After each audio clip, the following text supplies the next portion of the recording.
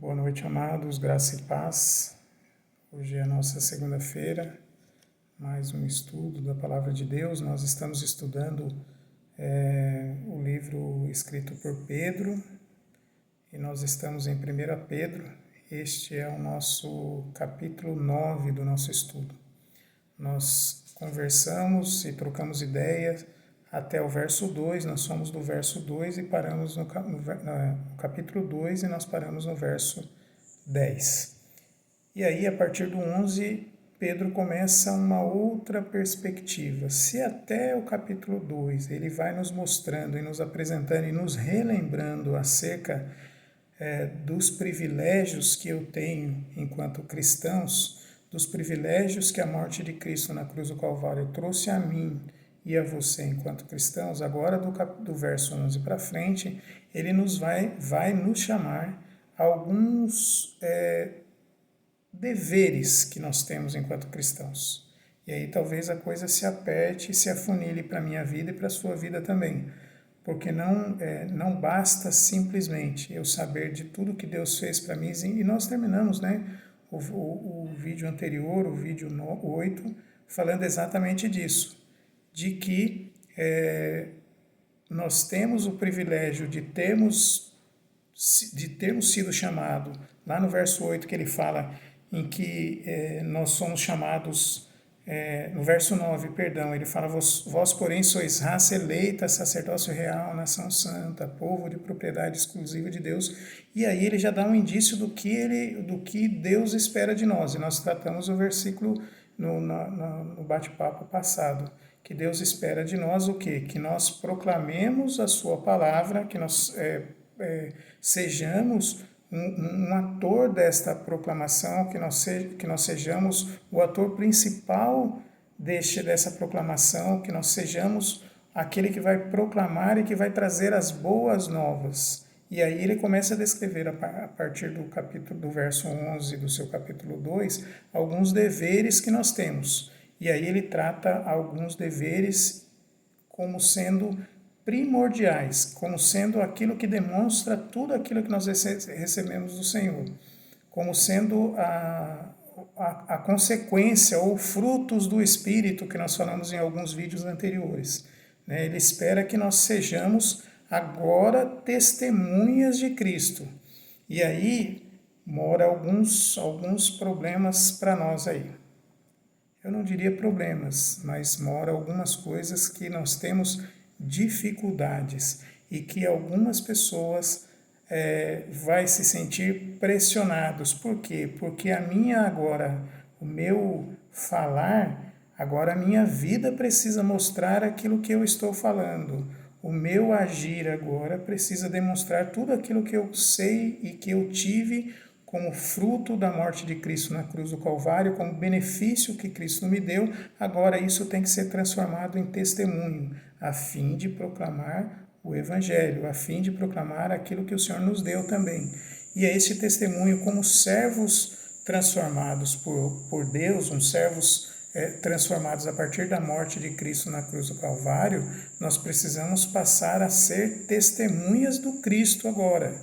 Nós precisamos, como cristãos que já sentiram este amor de Deus, passar a testemunhar este amor de Deus. Como cristãos que viviam, nós falamos isso no bate-papo passado, que nós vivemos este amor, e eu espero que todos nós vivamos e na plenitude este amor entre os irmãos, né? E nós falamos acerca de sermos sustentação um do outro para esses momentos difíceis da vida. Agora ele está dizendo o seguinte, olha, vocês agora não basta simplesmente vocês serem suporte uns dos outros, vocês precisam levar este amor agora para fora, sair fora da casinha, sair fora desse seu círculo aí e começar a testemunhar. Amados, o testemunho acerca de Cristo, ele passa muito diretamente por uma palavrinha que nós temos enquanto cidadãos, enquanto pessoas, nós temos grandes dificuldades, que é a palavra submissão. Para nós sermos testemunhas, nós precisamos ser submissos à vontade de Deus. Este é um princípio, ou seja, tudo aquilo que nós às vezes com medo, ou às vezes achando que nós estamos nos diminuindo, nós temos que lembrar que a nossa submissão provém da vontade de Deus em nossas vidas. A submissão diz que eu faço a vontade de Deus e não mais a minha vontade.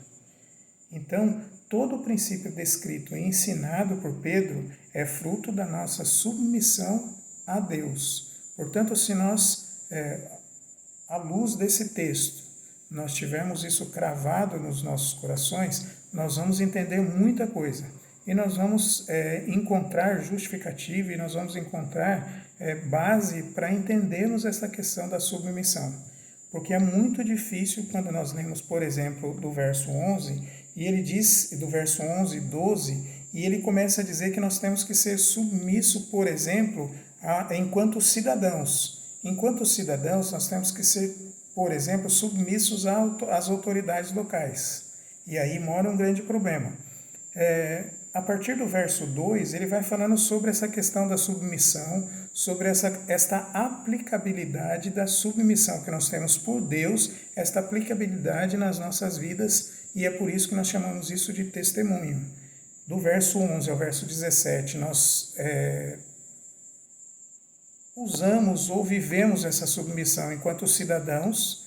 Do verso 18 ao verso 25, nós usamos ou aprendemos o princípio dessa submissão através do nosso trabalho, como trabalhador que somos, depois como maridos e esposas que somos, e depois como membro da igreja. E ele vai terminar isso lá no capítulo 3, lá no final do verso 12. Todos, até o do capítulo 2, 11, até o capítulo 3 e o verso 12, ele vai falar acerca desta aplicabilidade da nossa submissão a Deus, que nos leva a exercer ou ter essa submissão nessas esferas. Hoje, especificamente, nós vamos tratar acerca desta submissão enquanto cidadãos. E aí, duas perguntas nós temos que responder ou saber decor a respeito dessa submissão. Por que nós precisamos ser submissos? Primeiro, ao próprio início desse capítulo do estudo de Pedro, lá no primeiro vídeo que nós fizemos, nós falamos acerca de que nós somos forasteiros aqui, ou seja, nós somos peregrinos e forasteiros aqui, e que a nossa casa não é aqui, e se ela não é aqui, a nossa casa é junto ao lado de Deus, como a palavra diz, nós estamos de passagem aqui. Primeiro motivo pelo qual eu devo ser submisso às autoridades locais, com base na submissão que nós temos a partir de Deus. Porque quando nós somos submissos às autoridades locais, nós estamos simplesmente locais, regionais, estaduais, na esfera federal, nós estamos cumprindo simplesmente uma vontade, uma determinação de Deus. E esse capítulo 11 até o verso 17 é uma ordem de Deus que nós sejamos submissos a essa situação. Esse é o primeiro, porque nós somos peregrinos e nós somos forasteiros aqui. E, portanto, nós estamos submissos a essa situação agora que nós estamos vivendo. E o segundo é porque nós somos guiados pelo amor de Deus, que nos conduz à vontade dele. Se nós somos guiados pelo amor de Deus, e este amor de Deus nos leva diretamente à sua vontade, a primeira coisa que eu preciso fazer é me libertar dessas paixões, ou seja, das minhas próprias vontades, dos meus próprios desejos, de olhar apenas e tão somente para o meu umbigo, para o que eu quero, para as coisas que eu quero, né? Mas aí mora um grande problema, porque a partir do verso 11 para frente, ele vai falando de algumas coisas complicadas para nós enquanto ser humano, porque nosso testemunho não é simplesmente pelo falar. O meu testemunho é a partir do meu exemplo. E aí a tradução aqui da palavra de Deus, a linguagem que eu estou vendo aqui, de João Ferreira de Almeida, ele até coloca: a vida é exemplar, ou seja, a minha vida através do exemplo. Nós sabemos que nós aprendemos, ou que as outras pessoas aprendem muito mais pelo aquilo que eu sou do que por aquilo que eu falo. Portanto, nós precisamos tomar cuidado com as minhas ações, se efetivamente aquilo que eu estou fazendo condiz com aquilo que eu falo que eu for fazer. Sabe aquele dito popular que diz, faço o que eu mando, mas não faço o que eu faço? Não se aplica ao cristão.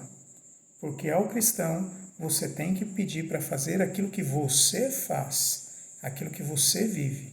Não significa que efetivamente eu vou viver uma vida plena, 100% correta, não é? Por quê? Porque ainda assim, mesmo com esse conceito muito cravado dentro do meu coração, dentro do seu coração, nós somos pecadores. E como pecadores, nós às vezes falhamos enquanto ser humano. Nós cometemos alguns erros enquanto ser humano. Mas nós temos que viver conforme aquilo que eu prego.